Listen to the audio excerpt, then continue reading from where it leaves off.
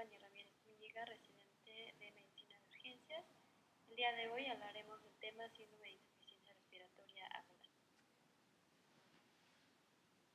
Los objetivos del día de hoy será comprender la definición y la fisiopatología del SDRA, examinar los principales criterios diagnósticos, analizar los estudios complementarios y examinar los tratamientos del SDRA. Para empezar, hablaremos que el síndrome de dificultad respiratoria es una entidad clínica que se va a caracterizar por un daño alveolar inflamatorio, difuso y de manifestación aguda. Se va a distinguir porque hay presencia de hipoxemia, alteraciones en la distensibilidad pulmonar y que generalmente se acompaña de cambios radiológicos. Todo empezó desde 1967, donde un grupo de trabajo, el Dr. Auerbach y Petty, describieron sus características clínicas, radiológicas y también histopatológicas y dieron el término de síndrome de dificultad respiratoria aguda. En sus estudios se basaron en las revisiones de cadáveres, describiendo los pulmones con membranas hialinas, con presencia de inflamación, con edema hemorrágico intersticial y alveolar difuso. Mencionaron que el hallazgo histológico más característico de la etapa aguda es la existencia de las membranas hialinas, siendo este un material homogéneo, eosinófilo y se extiende sobre la superficie interna de los alveolos. La función pulmonar normal requiere que los alveolos secos y permeables se encuentren cerca de los capilares perfundidos adecuadamente. El endotelio capilar pulmonar normal es selectivamente permeable, o sea, el líquido cruza las membranas bajo el control de las fuerzas hidrostáticas y oscóticas, mientras que las proteínas permanecen intravasculares. Estas proteínas séricas dentro del espacio intravascular mantienen un gradiente osmótico que va a favorecer la reabsorción de líquidos del intersticio, así como los vasos linfáticos también son de importancia porque ellos transportan el líquido de nuevo a la circulación. Otra característica es que las células epiteliales alveolares tienen unas uniones tan estrechas que no permiten la entrada del líquido al espacio alveolar. La fisiopatología. Cuando existe una lesión alveolar que produce un daño alveolar difuso, esta lesión va a provocar la liberación de citocinas proinflamatorias, como el factor de necrosis tumoral, la interleucina 1, interleucina 6 e interleucina 8. Estas citocinas van a reclutar neutrófilos a los pulmones, donde se van a activar y van a liberar mediadores tóxicos.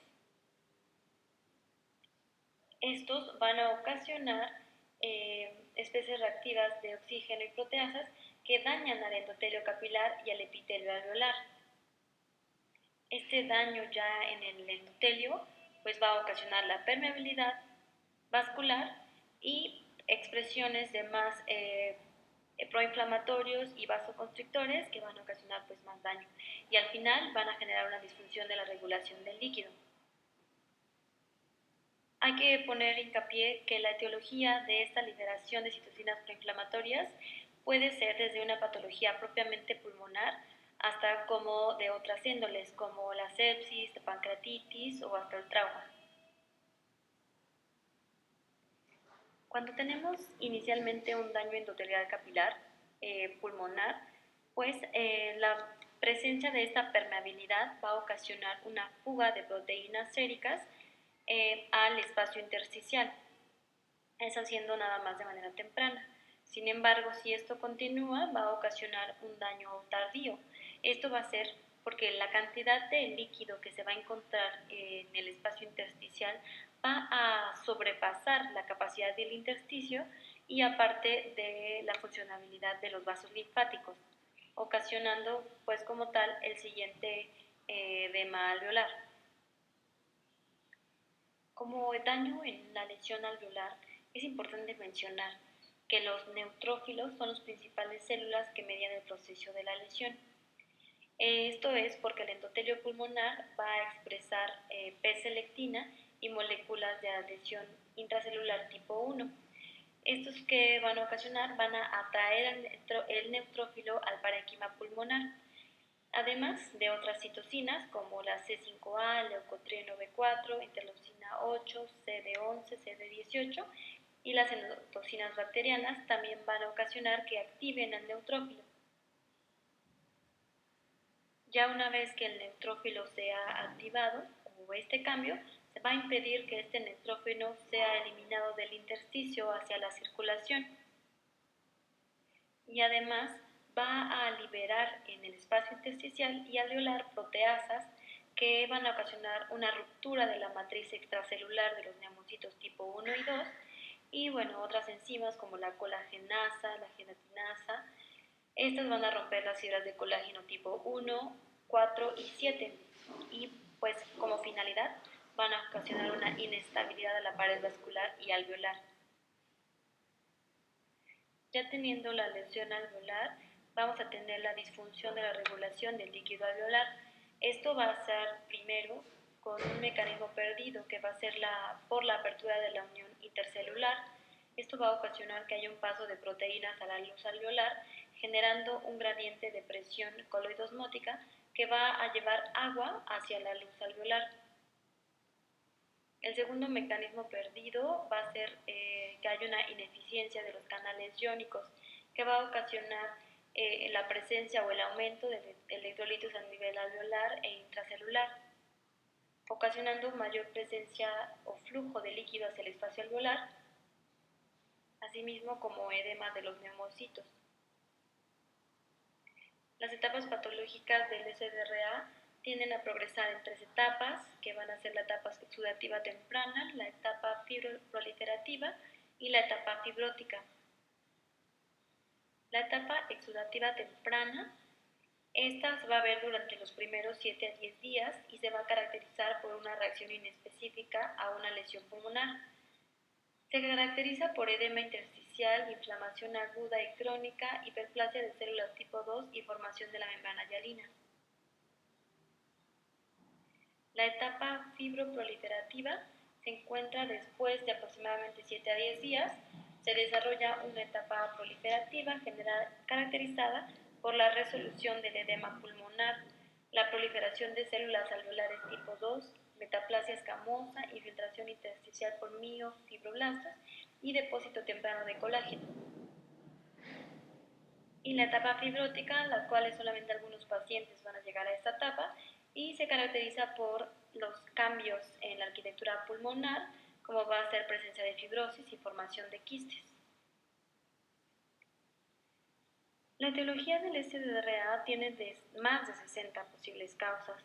Entre ellas vamos a tener la sepsis, la neumonía propia, la neumonía por aspiración, un traumatismo severo, aunque este solo se encuentra en el 10%. Entre ellos vamos a tener casos como contusión pulmonar bilateral o embolia grasa. También está la transfusión masiva, la lesión pulmonar aguda relacionada a la transfusión, el trasplante de pulmón y células madre hematopoyéticas, sobredosis de drogas ilícitas como cocaína, opioides o también hasta la propia aspirina, fenotiacidas y antidepresivos tricíclicos. También los medios de contraste radiológicos pueden ocasionar SDRA en pacientes sobre todo pues, susceptibles. Existe la puntuación de predicción de lesión pulmonar, en la cual ya he identificado a los pacientes con una probable etiología de SDRA, hay que ver si pueden desarrollar SDRA. Esta escala se llama LIPS, en la cual va a valorar 22 ítems, en cada uno se le va a poner diferente puntaje, y pues mencionan que si tenemos un puntaje mayor de 4 puntos, es sugestivo a la presencia de que va a desarrollar un síndrome de dificultad respiratoria aguda. Esta puntuación nos va a dar una sensibilidad del 69% y una especificidad del 78%. El SDRA debe sospecharse en pacientes con síntomas progresivos de disnea. con un requerimiento creciente de oxígeno e infiltrados alveolares en las imágenes de tórax dentro de las 72 horas de un evento inicial. Va a haber presencia de taquipnea, taquicardia y crepitantes difusos. Sobre todo se menciona que clínicamente va a tener hallazgos inespecíficos, teniendo en cuenta que los pacientes graves pueden llegar a tener hasta confusión aguda, dificultad respiratoria, cianosis y diaforesis. Para el diagnóstico de SDRA tenemos que tener todos los criterios de Berlín. Sin embargo, como primer paso debemos de excluir otras patologías que pueden también tener las mismas características. Entre ellos, el principal, vamos a tener el edema pulmonar cardiogénico, por lo que tenemos que encontrar sus características. Entre ellas, pues, encontrar obviamente la disfunción cardíaca. Como vamos a poder ver clínicamente, la presencia de un tercer ruido o un cuarto ruido, que haya presencia de un soplo nuevo, que tengamos una presión venosa yugular elevada, que haya edema de miembros inferiores, que en la radiografía veamos una congestión venosa pulmonar, la presencia de líneas B de Kerley, cardiomegalia y derrames pleurales. Comentan ciertos artículos que el BNP solo en general no es indicador confiable para distinguir el SDRA. Sin embargo, también este péptido natriurético, si se encuentra menor de 100 picogramos por mililitros, va a identificar el SDRA con una sensibilidad de 27% y una especificidad del 95%. Asimismo, podemos usar como apoyo diagnóstico la ecocardiografía, pues para encontrar la función ventricular izquierda o alguna patología valvular. También debemos de excluir otras patologías como una neumonía bilateral, una hemorragia alveolar difusa, afecciones inflamatorias autoinmunes como pueden ser la neumonía eosinofílica, vasculitis pulmonares, exacerbación aguda de la fibrosis pulmonar idiopática y también una neoplasia maligna diseminada. Ya que se han excluido el edema pulmonar cardiogénico y otras causas alternativas de insuficiencia respiratoria hipoxémica e infiltrados bilaterales, podemos ocupar pues la definición de Berlín, los criterios de Berlín, para hacer el diagnóstico, los cuales requieren que todos los siguientes estén presentes en el diagnóstico, de los cuales son 4. El primero, los síntomas respiratorios deben haber comenzado dentro de una semana después de un daño o lesión clínico ya conocido, o que el paciente debe tener síntomas nuevos o que empeoran durante la última semana. La presencia de opacidades bilaterales que se encuentren en las radiografías o en la tomografía, siendo estas que no puedan ser explicadas completamente por derrames pleurales, por colapsos lobulares o pulmonares o nódulos pulmonares. Que se demuestre que la insuficiencia respiratoria del paciente no se puede explicar completamente por una insuficiencia cardíaca o sobrecarga de líquidos. Y pues debe presentar un deterioro moderado a severo de la oxigenación, según lo definido por la relación de la tensión arterial de oxígeno y la presión de oxígeno inspirado.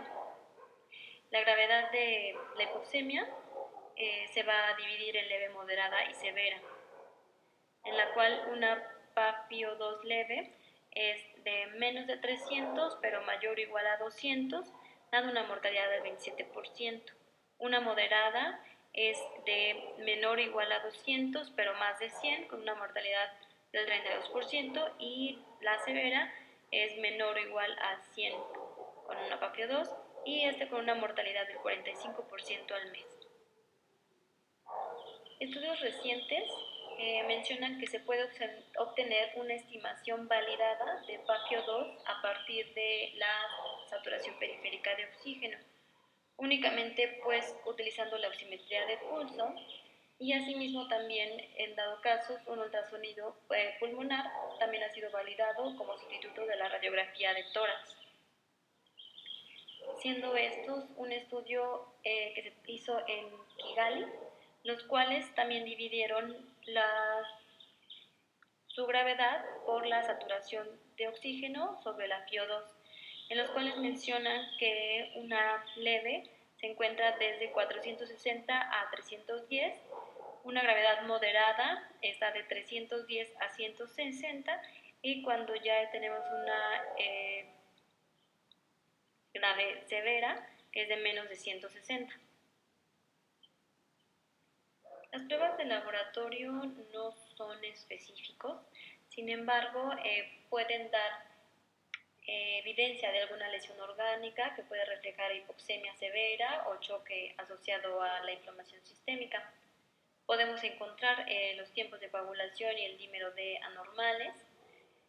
En la gasometría vamos a encontrar pues una hipoxemia esperada, puede o no haber una alcalosis respiratoria aguda y también podemos encontrar un gradiente alveolo arterial de oxígeno elevado, el cual nos puede hablar de que hay una alteración o en el parénquima pulmonar o en la circulación pulmonar. También se puede encontrar una acidosis respiratoria hipercápnica. El uso del electrocardiograma pues sirve más como un apoyo de diagnóstico diferencial. La radiografía de tórax inicial generalmente tiene opacidades alveolares difusas bilaterales con atelectasias dependientes. En se pueden encontrar también la fase exudativa, en la cual pues vamos a ver la presencia pues del edema intersticial con la opacificación bilateral difusa y sobre todo homogénea. Mencionan que es de predominio periliar. También pues las atelectasias que van a ser dependientes de la posición. En la fase proliferativa ya están las opacidades alveolares más marcadas y es como un dato ya clínico del SRA, clásico.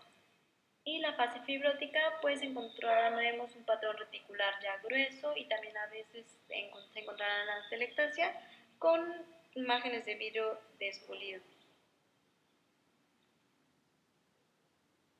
La tomografía de tórax también sirve como apoyo diagnóstico o de evaluación sobre todo, en la cual vamos a encontrar ya áreas de vidrio delustrado, sobre todo con un gradiente antero-posterior y atelectasias en las zonas de pendiente. Menciona que todo depende de la posición del paciente. Otro monitoreo que es un poco complicado hacerlo en urgencias, sin embargo existe el índice de permeabilidad vascular pulmonar, el cual es una herramienta cuantitativa útil. Va a demostrar un IPVP de 2.5 a 2.8, demostró que se hace un diagnóstico definitivo de SIDA, y si es menos de 1.7 se descarta totalmente el diagnóstico, con una especificidad de un 95%. Sobre el tratamiento, como tal no existe hasta el momento medidas específicas para corregir la normalidad de la permeabilidad o de la reacción inflamatoria en el SIDA. Por lo tanto, el tratamiento abarca solamente las medidas de apoyo para conservar las funciones celulares y fisiológicas mientras se resuelve el daño pulmonar agudo. Vamos a tener tratamientos no farmacológicos y farmacológicos, de los cuales estaremos hablando. El tratamiento no farmacológico incluye la ventilación mecánica con parámetros de protección pulmonar, de los cuales tenemos de volumen bajo, de 4 a 6 ml por kilogramo de peso predicho, una fracción inspirada de oxígeno para mantener una saturación periférica de 88 a 94%, una presión positiva al final de la expiración que esté elevada, que la relación inspiración-expiración se encuentre de 1 a 2, siempre evitando el atrapamiento pulmonar, el driving pressure que esté de menos de 15 o de preferencia de menos de 13, una presión plató de menos de 27, una presión máxima de menos de 35, en realidad menos de 31, y pues pacientes que estén indicados, pues ponerlos en decúbito prono. Sobre el tratamiento farmacológico, pues aunque el SIDA es una inflamación pulmonar en la que hay diversas células y mediadores inflamatorios, se han hecho múltiples estudios en los que los antiinflamatorios no han mejorado la sobrevida de estos pacientes. Los datos actuales como tal no apoyan el uso rutinario de corticoides en el SIDA, pues no ha demostrado mejorar la sobrevida de los pacientes, ni disminuir la incidencia de la enfermedad, ni tampoco de los días de ventilación mecánica o la estancia hospitalaria. También tenemos el bloqueo neuromuscular. Este va a, pues la eliminación del esfuerzo del paciente va a mejorar la sincronía paciente-ventilador, ocasionando una disminución de la presión de la vía aérea y una mejor compliance torácica, ocasionando una reducción en la lesión pulmonar inducida por la ventilación mecánica y pues por lo tanto también va a mejorar la respuesta inflamatoria sistémica. Estos estudios sí han demostrado que hay una mejora de la sobrevida a los 90 días con el uso de bloqueos neuromusculares. Anteriormente también se hicieron estudios con agonistas beta-2 adrenérgicos porque sí se observaban una mejoría con su uso, porque comentaban que aceleraba la depuración del líquido alveolar y disminuía la permeabilidad endotelial. Pero sin embargo, ya en el último estudio BALTI-2, en el cual ocupaban salbutamol IV, mencionaron que había una elevada mortalidad con el uso de por lo que como tal debe evitarse en pacientes con SIDA. La tasa de mortalidad por el síndrome de insuficiencia respiratoria aguda se encuentra de un 40 a un 60%. Dentro de los pacientes que sobreviven van a manifestar a largo plazo alteraciones mínimas en la función pulmonar, sobre todo de tipo restrictivo, y en ocasiones también una obstrucción parcial de la vía aérea reversible. Bueno, esto sería todo, espero que les haya gustado. Gracias por su atención.